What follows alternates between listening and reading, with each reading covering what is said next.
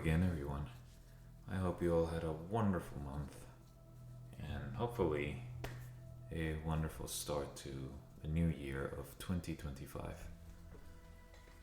I have returned to make the final Undeserved downfall of video game edition. For now, at least, for now. Like I said on the last video, this will be one video game essay, and then I will be moving on to other stuff like movies and TV shows. And then after that, we'll see what stuck and what didn't stick, and I will go and hold on to the things that did work. So, without further ado, let's get to our wonderful, hopefully wonderful video. Now this game, it went through a lot. But now is looked back as one of the best Star Wars games that you can play right now. But before we get too deep into the downfall of this game, let's take a history lesson and look back at the first Battlefront game developed by DICE and published by EA. Now, Battlefront 1, the 2015 version, was a mixed bag, to be honest. Now, the gameplay was fun. I will give it that. The gameplay was fun. It was very engaging. They know how to make the DICE people, they know how to make an engaging FPS game, especially when it's large scale, which I don't expect anything less from the developers of Battlefield. Now, while the gameplay was fun, it lacked variety. There wasn't really that many modes, and the modes that were in there got kind of old quickly because the game was only set into the original trilogy settings, not prequel trilogy, not even sequel trilogy. This was a original trilogy locked game, so you will only be playing as Rebels or Empire, with only weapons from that era of Star Wars and heroes that are only from that era. So that meant that you could only play as one lightsaber hero, either Luke or Darth Vader. The rest were all blaster heroes, which they did have their own unique stuff, I will give them that. They make the heroes unique with their own buffs and roles into the gameplay, especially in Heroes versus Villains mode. But, like I said, it still lacked variety. Game modes, there were a few there. There were actually quite a bit of few there. I think they even had a VR game mode at one point, I think. I'm not sure. It's been a long time since I played this game, so, and I don't have it anymore, and I'm not planning to buy it. I'm broke enough as it is. So, with that being said, the game modes were there. They were fun for a bit, and there was even a PvE horde mode, which had cutscenes here and there, but there was no campaign, believe it or not. No campaign whatsoever. It was strictly multiplayer game modes through and through, with some challenges here and there, and a sort of I don't know how to call this, a mausoleum, like a museum of the different settings of the game, where you would get figurines and stuff into that museum. I'm sure somebody that plays Battlefront 2015 can explain this a lot better than I can. But other than that, that was it. You couldn't really customize all that much because, like I said, it was very restrictive. But they did use stuff from Legends, like a black armored stormtrooper. That was pretty cool. And you could create your own class with your own abilities and star cards. Now, while it is fun, it is a lot of fun, it still lacked in the sort of variety, and it made it more arcadey, not really team-based, which kind of falls short for a large-scale team battle.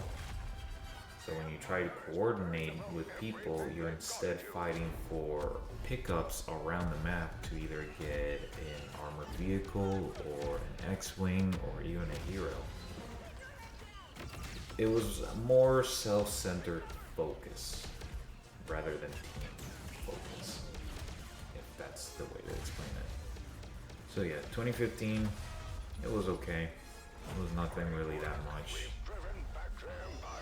But with this new one, Battlefront 2, they promised a lot. They promised a fully fledged campaign, I've waited 30 it's, years. prequel and sequel era game modes and settings, so you can play as your favorite clone boy, or maybe even as a first order trooper, which I don't know why you would do that to begin with, because that's from a garbage trilogy, but I digress. Or you could stick with the original trilogy. Like, that was actually really cool. They were taking the criticisms from the first game and building upon it into the second game. The self-centered focus in the first game was completely axed, because now you had classes like the assault class, the heavy class, the officer, and the specialist, which all had their different roles to play in the battlefield. Or excuse me, Battlefront. Which was honestly super cool. They were catering, it started to look more like the old Battlefront games from the early 2000s, which got people very, very intrigued. Everybody wanted Battlefield 3, and we never got that. But this was honestly a close second to that. It was basically, it looked like the old games, but with a brand new polished engine, and with Clone Wars material from TV shows or the other movies, or maybe even comics. Actually, not comics, but we'll get to that. So yeah, people were hyped. However, the cracks started appearing when they published a particular video going on how the level progression and how do you unlock anything in the game would go, and show the features. EA decided to release a video called This is Star Wars Battlefront 2 with John Boyega, sorry for butchering the name, actor of Finn from the Garbage trilogy. They decide to tell you how the game works and how they rebuilt the star card system. Now, this was incredibly controversial because the star card system was built around the loot box system, which was honestly very much out of hand during this period of gaming. Loot boxes were basically borderline gambling addiction simulators that will give you either common, uncommon, rare, or ultra rare, or whatever tier they call it nowadays. And the more rarity, the better things you will get. Now, the star card systems are used to give you your class's abilities, not only for your regular classes, but also for the reinforcements, the armor vehicles, the starfighters, and even the heroes. And the way the star card system worked back at the beginning of Battlefront 2's life cycle, you would need to play the game, or of course you would buy the currency to get these loot boxes. And the loot boxes, of course, being randomized, would give you different rarity star cards. The better the rarity, the better the star card, meaning the better the ability. You start to see where this is going. So because of that, the game was borderline pay to win. Oh, you are getting destroyed by this guy because he has better star cards? No problem. Just drop $20 and see if you can get an even better rarity star card so you can beat him up in the next game. Oh, what's that? You don't want to spend money on these? No problem. We have this thing called salvage. And wow, salvage was basically useless because you would barely get enough salvage to get these star cards. The salvage was used to build star cards to help you in the Battlefront. However, the reward was not enough for the playtime that you were doing back in the beginning of the game.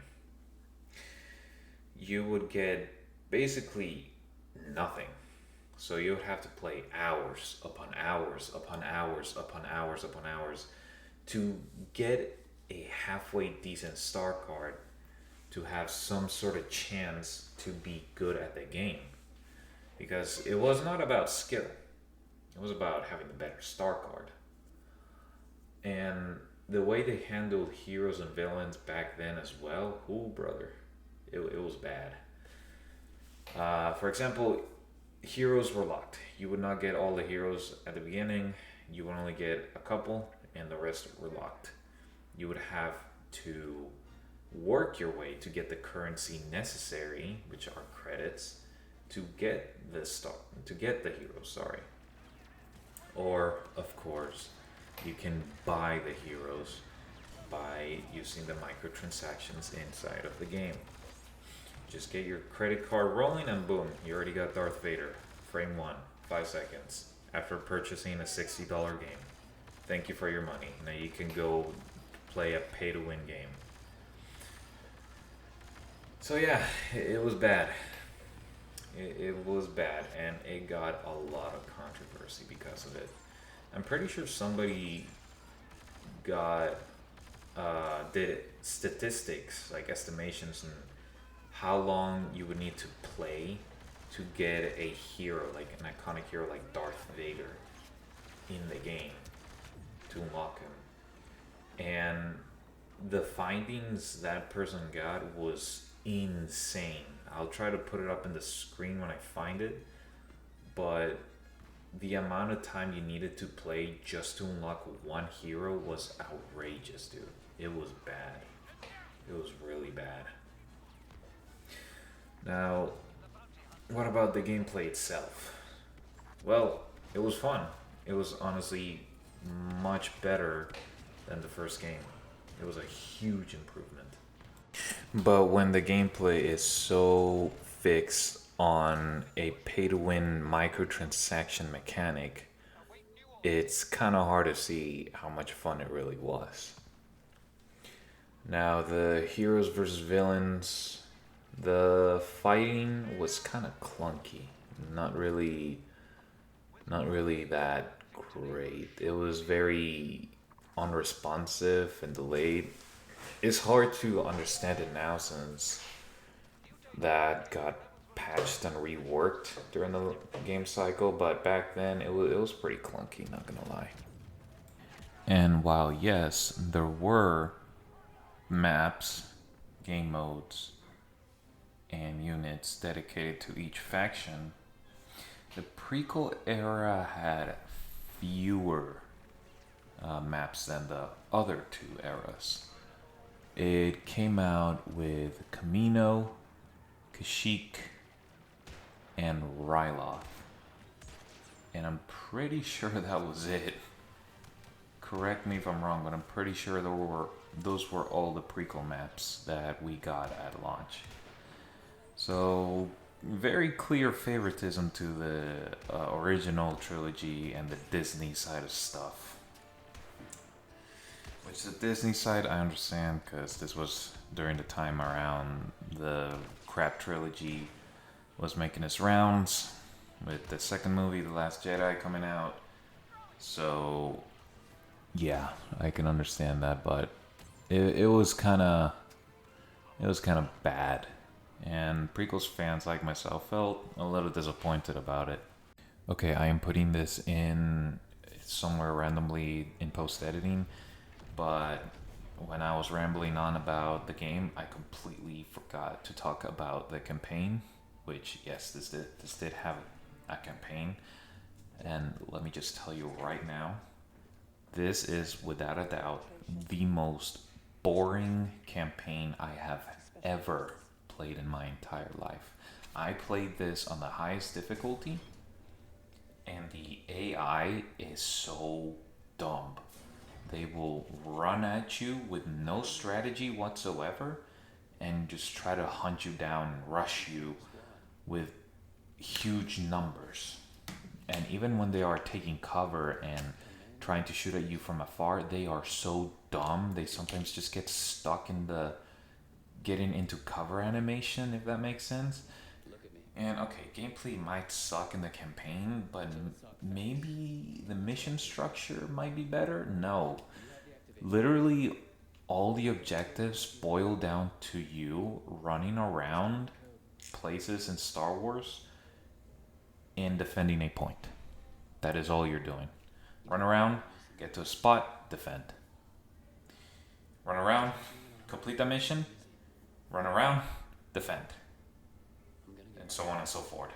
For every single mission for 4 hours straight. And it gets so repetitive. By the 5th mission, I just got so mentally checked out of it. I struggled to stay awake trying to complete this campaign. Now, what about the story? Let's talk about the story.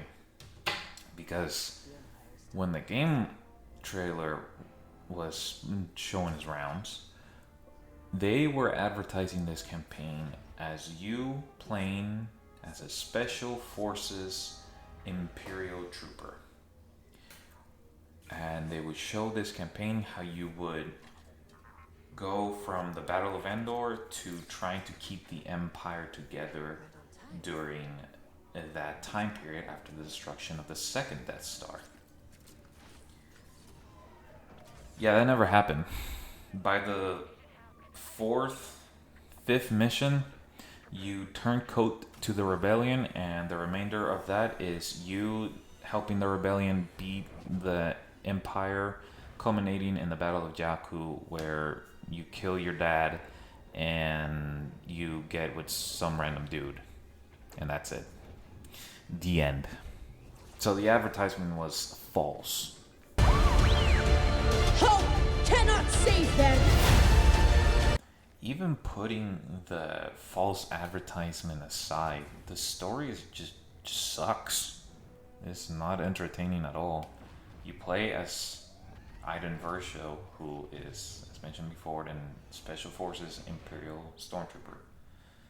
You are part of Inferno Squad, and you run around and try to take down the Rebel Alliance in the Battle of Endor when you see the destruction of the Death Star. Of course, everybody's shocked and bewildered at what's happening, but Iden tries to keep the team together, to soldier on and keep going, see what the next part of the Empire is and where they fit into this new chapter in their lives.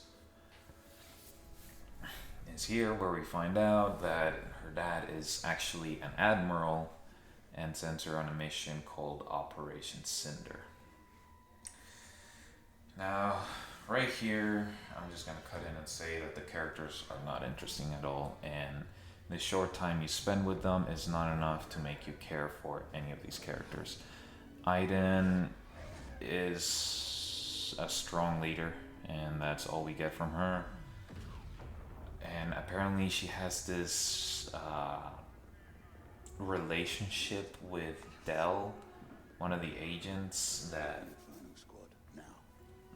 likes her but doesn't want to get that what doesn't really want to explore those feelings. I don't know. They don't really spend much time fleshing that relationship out at all. They just are talking together, and then by the end of the game, they are kissing and having a child. Not even kidding.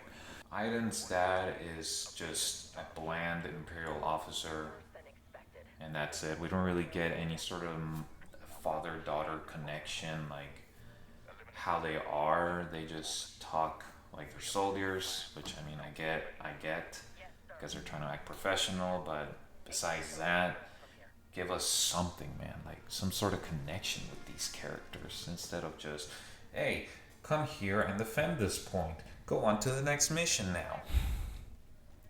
Now, half of the missions you're playing as Aiden, but in the other half, you're playing as the iconic heroes from the original trilogy, that being Luke Skywalker, Han Solo, and Leia Organa. Oh, and Lando too, I almost forgot about him. Now these missions are, once again, dragged down by the fact that they're just running around and defending for 10-15 minutes. So the novelty wears off because, hey, yeah, I'm playing as my favorite character, but I'm not really doing much other than running around and holding a point. I'm sounding very repetitive. I know I am, but that's just how the campaign is. It's so repetitive and tedious, and it bored me to death. That's just how I'm gonna leave it at that. The campaign is an absolute chore to get through, even despite a short time. But surprisingly, they decided to give us a continuation of the campaign in one of the updates, which was actually kind of cool. A free campaign that continues the story, which I thought was a really cool idea, and I thought that they would keep going. But no, they didn't, because they saw that, yeah, these campaign sucks. We're just gonna keep focusing on the multiplayer. And yeah, this continuation of the campaign, same thing. Boring characters, repetitive mission structure, broken AI, and the only saving grace for this specific update is that it was extremely short. It was only 3 missions. So yeah, that was it. So yeah, I'm done talking about the campaign. Not fun. Don't even try it. Back to the multiplayer. So yeah, the game came with huge controversies and very, very lackluster representation in some areas. And some clunky heroes versus villains gameplay. So people were not happy at all. They were getting refunds, people were dropping the game instantly, they just did not want to play. Player count dipped by a lot. And overall, it was not a great time for Star Wars fans during that specific time. So, surprisingly, being that this is EA we're talking about, they didn't drop the game at all and refocus their efforts somewhere else, or they didn't fire anyone, or at least I think they didn't. They didn't stuck to their guns and kept putting more microtransactions that made it more pay to win to try and milk it as much as they could before it fully died. No. Instead, what they did is they reworked the star card and level progression system to where it was more player friendly. And not only that, but they reworked the heroes versus villains gameplay, so now combat was less clunky, which is insane to think about, because once again, this is EA. The second something isn't profitable to them, they will either fire people or they will refocus on something else, like an upcoming game, like maybe Madden or maybe FIFA. You know, they're milk cows So yeah, it was crazy to see that they announced that they were focusing on rebuilding the game from the ground up, but also giving us updates, starting with more Clone Wars content, like more heroes from the likes of Obi-Wan and Grievous, and brand new map in Geonosis, which was actually a really fun map, not gonna lie. And they kept going and going and going, giving us Supremacy game mode, which was the more akin to the Galactic Supremacy game modes from the old Battlefront games, which was large scale 30v30, I think, or 24v24. And they gave us more to it. And they gave us ARC Troopers. They gave us commando droids. They gave us a lot. They even brought the Clone Wars narrator to advertise one of their updates in a gameplay trailer, which was pretty cool to see. I'm not gonna lie.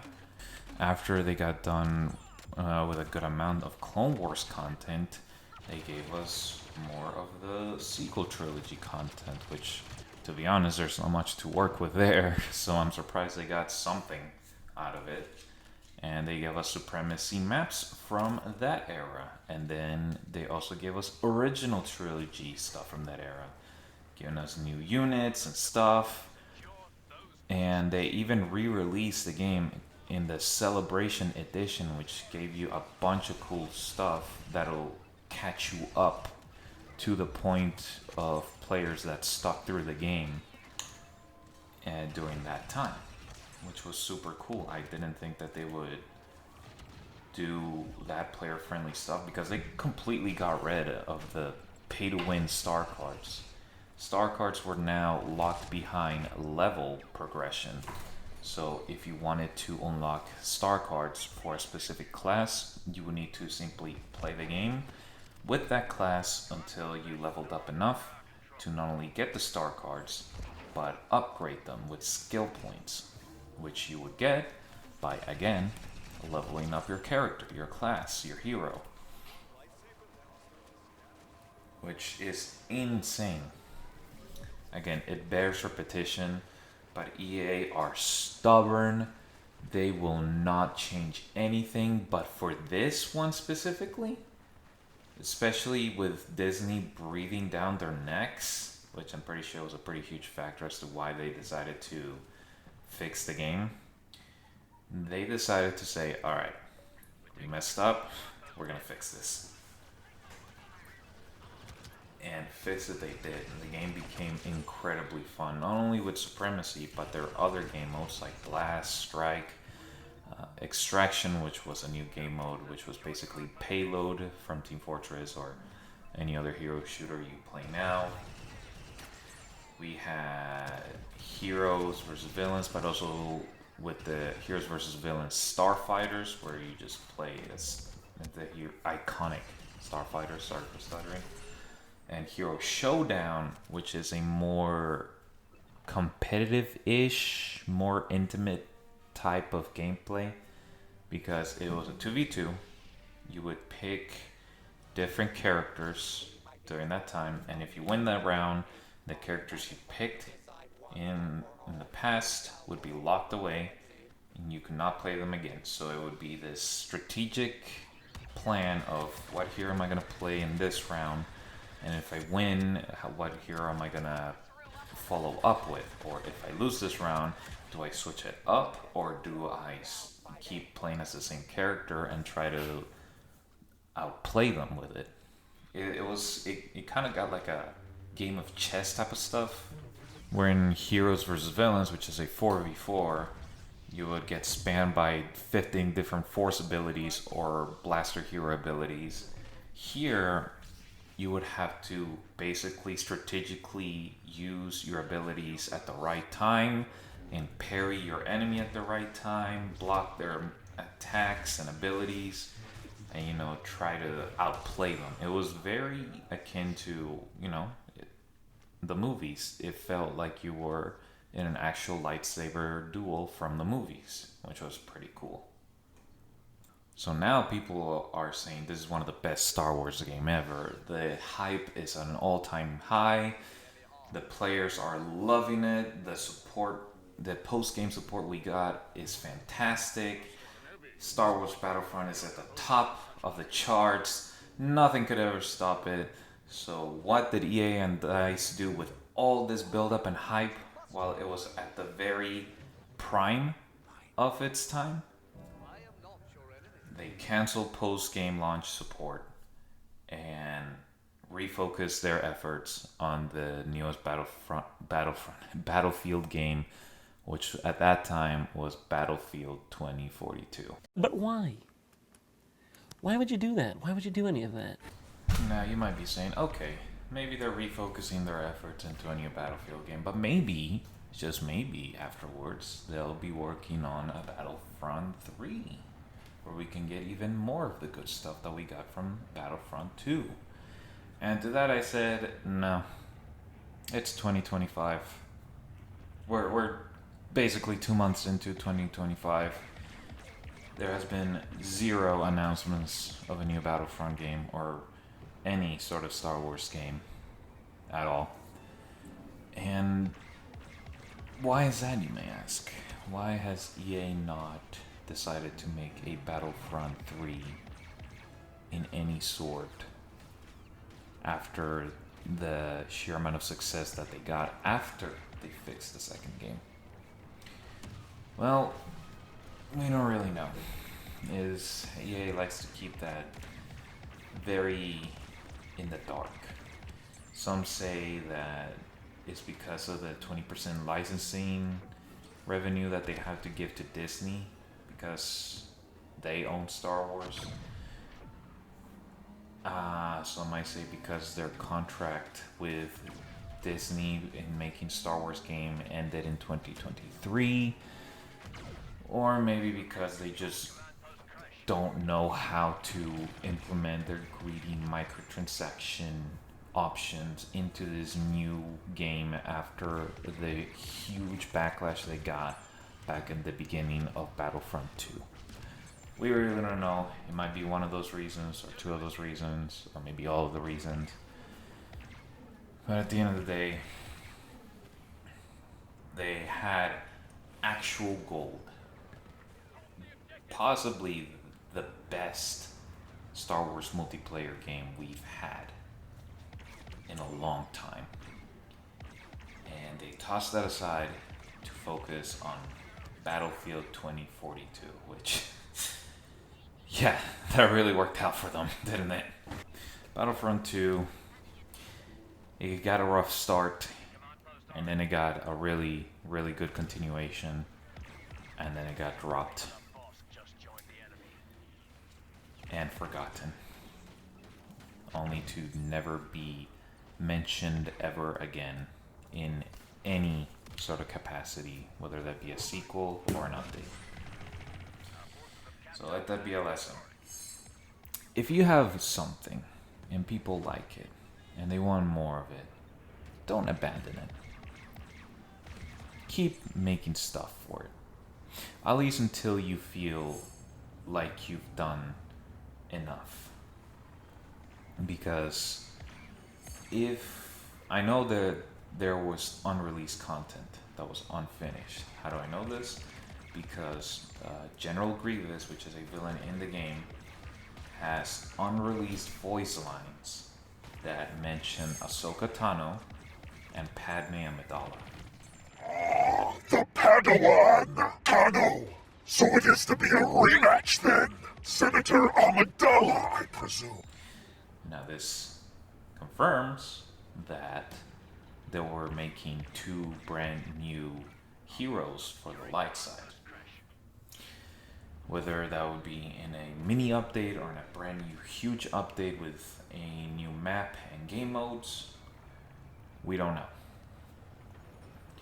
Now, because they were going to make two brand new heroes, it would be correctly assumed that they would also make two brand new villains to go along with them to not break the balance.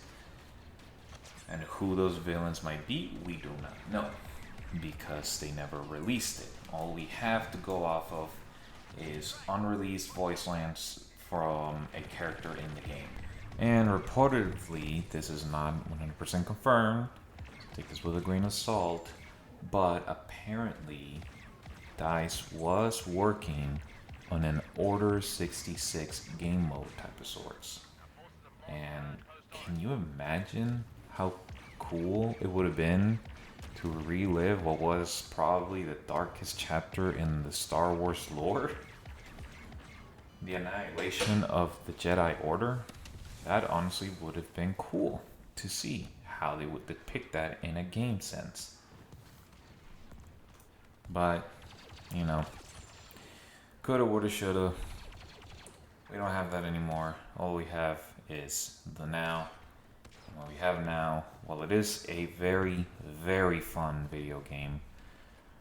EA, in their sheer endless wisdom, decided to drop it and go move on to something else. Bravo, EA. Once again, you shine through with your intelligence. So yeah, that is the undeserved downfall of Star Wars Battlefront 2.